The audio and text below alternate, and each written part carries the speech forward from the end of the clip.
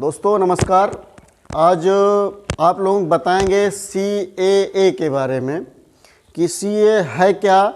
जैसा कि कल जो बिल पास हुआ, जो नियम लगा, एक नया कानून बन करके हमारे पूरे भारतवर्ष में, जिसकी चर्चा प्रत्येक प्रदेश में, प्रत्येक ज़िले में, प्रत्येक जगह केवल CAA का हो रहा है। तो उस बारे में बताएंगे कि जैसे CAA से हमें डरने की ज़रूरत नहीं है, CAA को हमें समझने की ज़रूरत है। एक्चुअल में है क्या, इसको आप जानिए, समझिए, इसके अफवाहों में आप मत जाइए।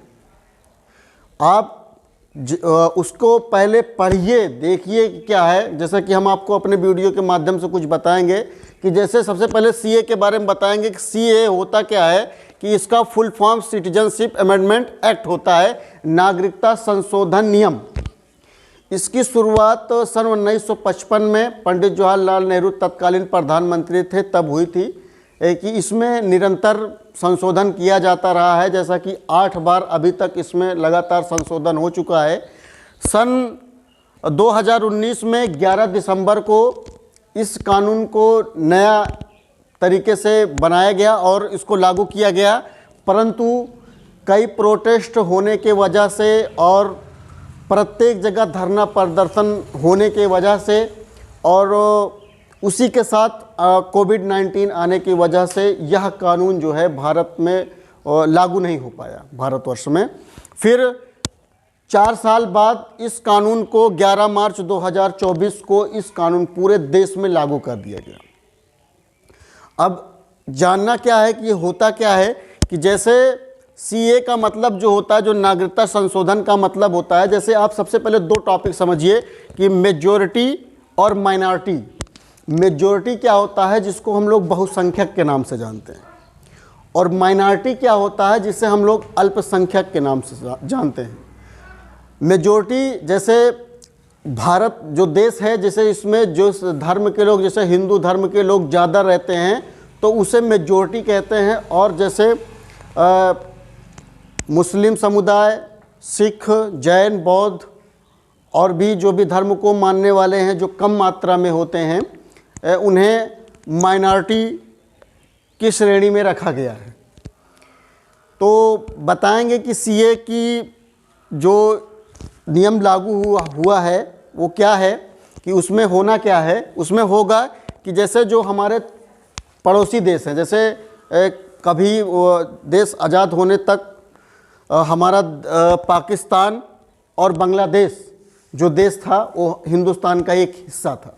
अफ़गानिस्तान भी कुछ हद तक भारत का हिस्सा इसलिए माना जाता था क्योंकि इसकी जो सीमाएं थी भारत से खुली हुई थी, तो वहाँ से भी कुछ शरणार्थी जो है हिंदुस्तान में आते थे। परंतु कुछ समय बाद जब पाकिस्तान और बांग्लादेश को अलग किया गया तो कुछ शरणार्थी जो भारत में आए थे वो यहीं पर रह गए, या वहाँ से प्रताड़ित होकर के जो भारत में आए वहाँ पर रह गए।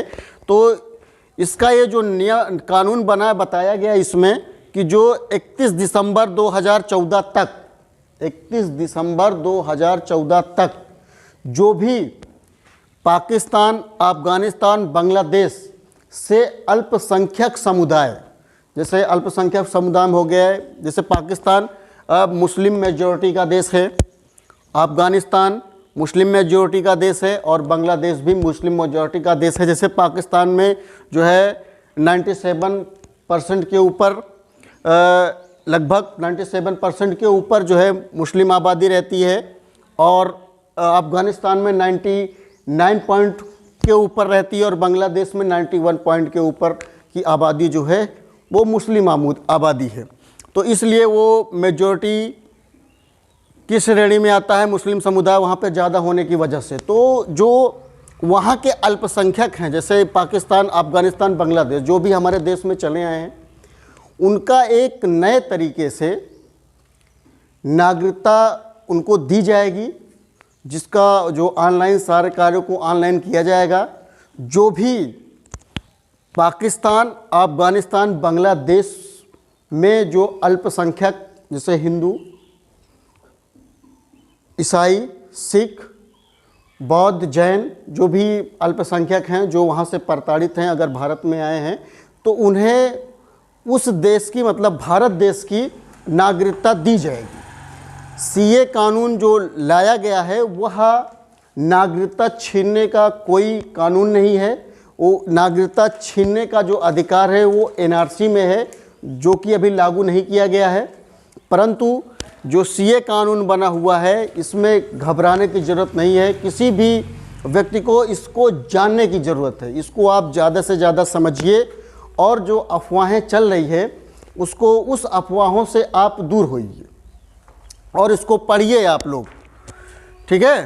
तो जैसे 31 दिसंबर 2014 के से पहले, 31 दिसंबर 2014 से पहले, जैसे आज भी अगर कोई अल्पसंख्यक हिंदुस्तान में आता है तो उसे उस श्रेणी में नहीं रखा जाएगा, उसे भारतवर्ष की नागरिकता नहीं दी जाएगी।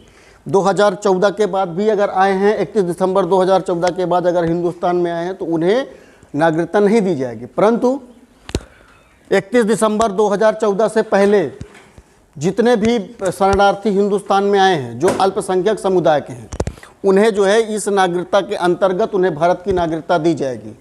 और एक चीज़, जैसे एक ये है कि जो मुस्लिम समुदाय है उन्हें नागरिकता देना या ना देना, इससे जो डिपेंडेंट हो रहा है उसमें यह है कि जैसे पाकिस्तान, अफ़गानिस्तान, बांग्लादेश, ये जो मुस्लिम समुदाय के मेजॉरिटी का एक देश है।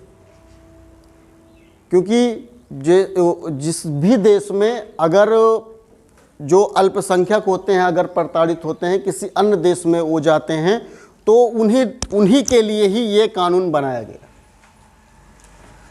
सीए का। तो दोस्तों, मेरे वीडियो बनाने का ये आशय है कि आप जो है सीए के बारे में ज़्यादा से ज़्यादा पढ़ें और उसको समझें और किसी भी गलत अफवाह में आप न आएं। धन्यवाद, नमस्कार।